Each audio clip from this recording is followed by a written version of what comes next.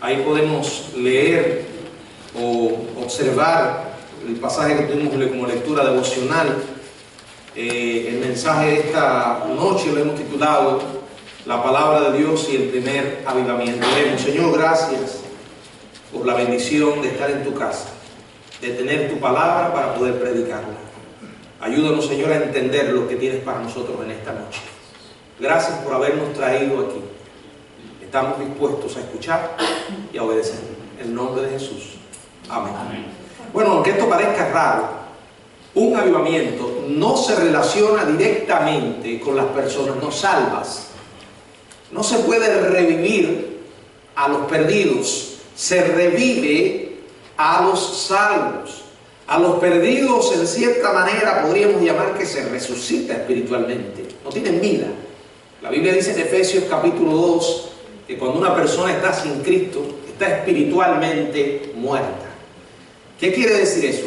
Bueno, aunque una persona sin Cristo puede hablar, puede comunicarse como cualquier persona viva, en el orden espiritual no le mueve nada en dirección a Dios. Eso es lo que significa estar muerto espiritualmente. Y cuando conocemos a Cristo, Él nos da vida espiritual. Pero el revivir se refiere a los salvos. El avivar no tiene nada que ver con los incrédulos.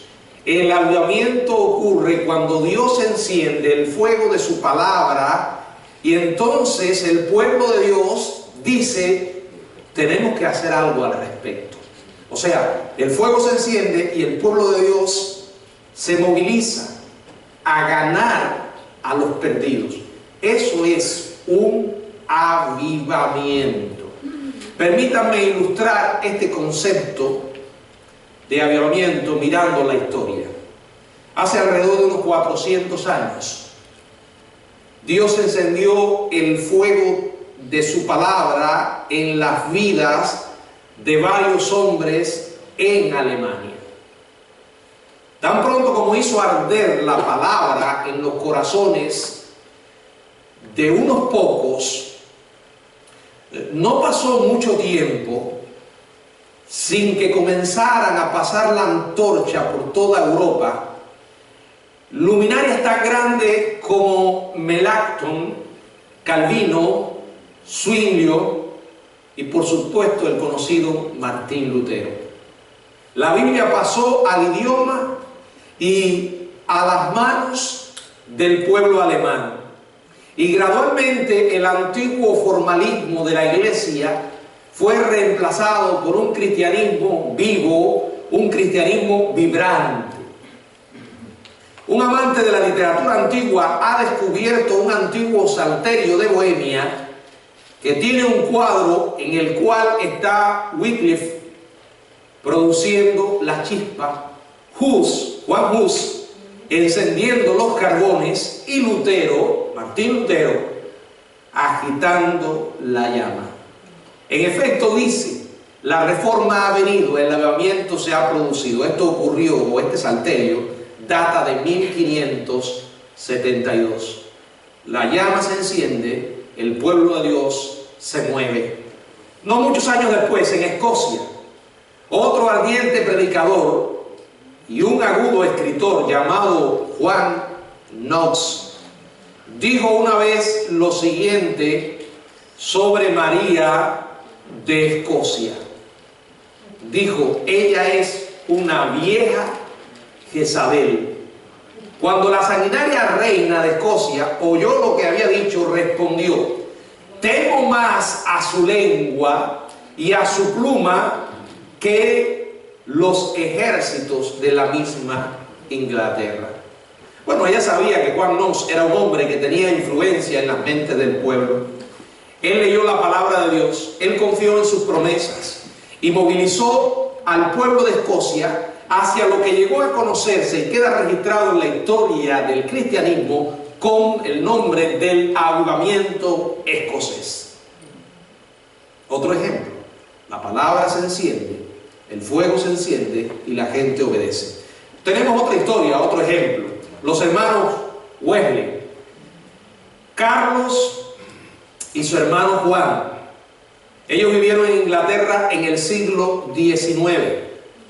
Fueron hijos de un rector inglés y tal vez hijo de la madre más grande que jamás ha conocido Inglaterra. La madre de los hermanos Wesley se fue conocida por la influencia extraordinaria que ejerció en sus hijos como una mujer de Dios. Durante sus 50 años de predicación, Juan Wesley predicó 40.000 sermones. Habló a auditorios hasta de 20.000 personas, y escuche esto, sin sistemas de altoparlante como hoy nosotros podemos disponer. Viajó 362.000 kilómetros. La mayor parte lo hizo a lomo de caballo, proclamando la palabra de Dios. Su hermano Carlos le dejó a la iglesia un magnífico legado de 8.000 himnos. Entre ellos estaban muchos de los que aún nos encanta cantar. El común del pueblo no solo obtuvo la Biblia, sino de además un himnario para poder adorar a Dios. Ustedes saben que los hermanos Wesley fueron los fundadores de la iglesia metodista. Ahora, estas fueron las dos contribuciones que Lutero deseó hacer al cristianismo: una Biblia y un himnario, una Biblia que pudieran entender y un himnario con el cual pudieran cantar. Y Lutero llegó a decir: desatémoslos, la llama se extenderá por su cuenta. Hermano, eso es un avivamiento. Cuando la palabra de Dios se proclama y el pueblo de Dios hace algo al respecto. Mucha gente oye la palabra, puede que diga un buen sermón, pero no ha cumplido su objetivo hasta que nosotros no respondemos a la pregunta: ¿qué debo hacer al respecto? Cuando decimos que la Biblia es eficaz, que la palabra de Dios es eficaz, más cortante que toda espada de filo, es que la Biblia produce en nosotros un efecto práctico. No es solo escuchar, es qué ajustes puedo o debo hacer en mi vida de acuerdo con la palabra que he recibido. Cuando entonces obedezco, y parte de la obediencia es proclamar lo que he recibido, es anunciar el mensaje a los que no lo conocen, se ha producido un despertar, un avivamiento.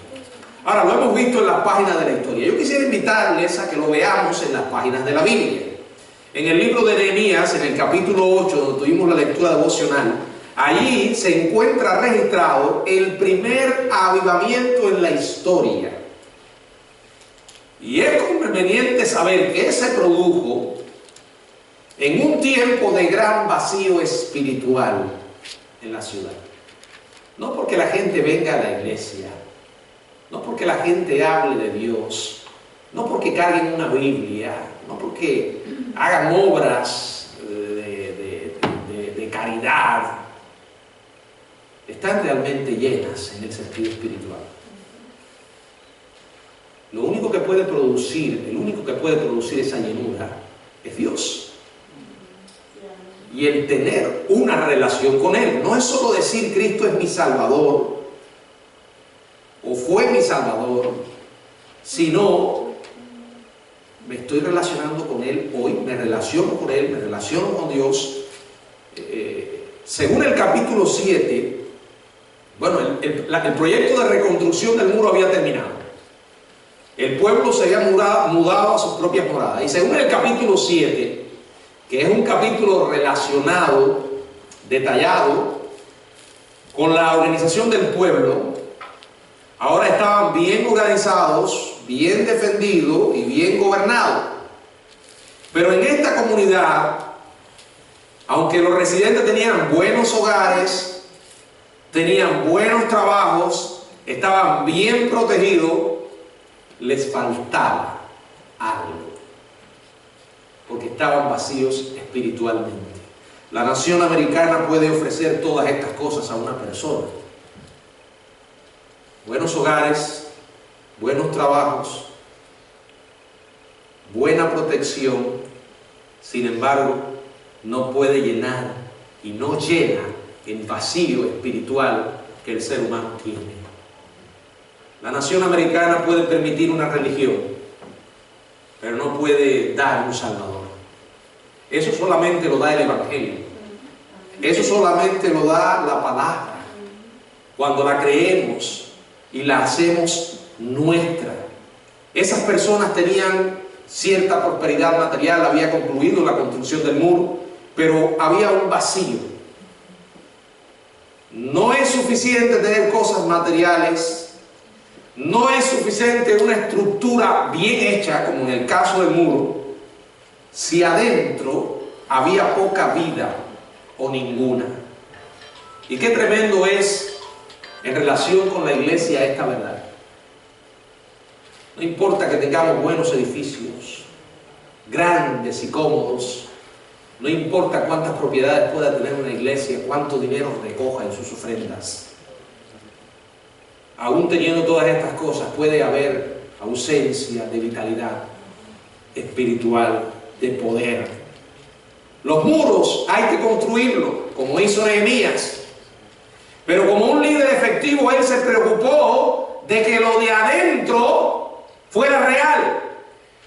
No es la apariencia, no es lo que representamos ante otras personas, aunque se trate de otros cristianos como yo, sino lo que realmente hay en mi interior. ¿Cómo es mi relación con el Dios vivo? Ahora, en el tiempo de Nehemías ocurrieron algunas cosas para asegurarse de que esos muros fueran usados de la manera adecuada. Era necesario revisar lo que había dentro. Si queremos que nuestra sociedad realmente prospere en el sentido espiritual, necesitamos revisar nuestras vidas. La solidez depende de nuestra relación con Dios. ¿Qué hizo Nehemías? Bueno, prácticamente hizo dos cosas. Primero, hubo un nuevo personal. Y en segundo lugar, la verdad se estableció como el fundamento de todo lo que iba a ocurrir. En cuanto al nuevo personal, tanto el Señor como el propio Nehemías miraron a un hombre llamado Esdras como aquel que haría un mejor trabajo que Nehemías en cuanto a lo que se refería a mantener las cosas en marcha adentro, en este caso dentro del muro. Nehemías era un hombre excelente en cuanto a delegar. Era un líder indiscutiblemente. Quizás pronto podamos tener una serie sobre la vida de Nehemías, porque Nehemías encarna el verdadero liderazgo. Y un verdadero liderazgo no se enamora de su puesto. No sabe que es necesario, pero no imprescindible. Y es capaz de ver en otros el potencial para llegar a donde él está. Y Nehemías miró a Esdras y vio en él eso.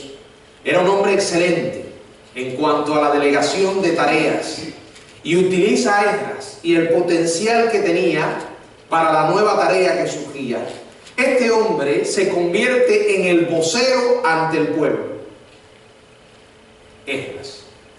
Lo primero, repito, delegó, hubo un nuevo personal, vio en otros potencial para servir. Y lo segundo que hizo fue establecer la verdad. Una iglesia que no descansa en la verdad de Dios es una iglesia que se puede desplomar en cualquier momento. Tenemos que establecer la verdad, porque tu palabra, dijo el Señor, es verdad. ¿Qué fue lo que realmente ocurrió en aquel día memorable, extraordinario, que quedó registrado en las páginas de la Biblia para que nosotros miremos cuán lejos a veces estamos de lo que pasó en aquella ocasión?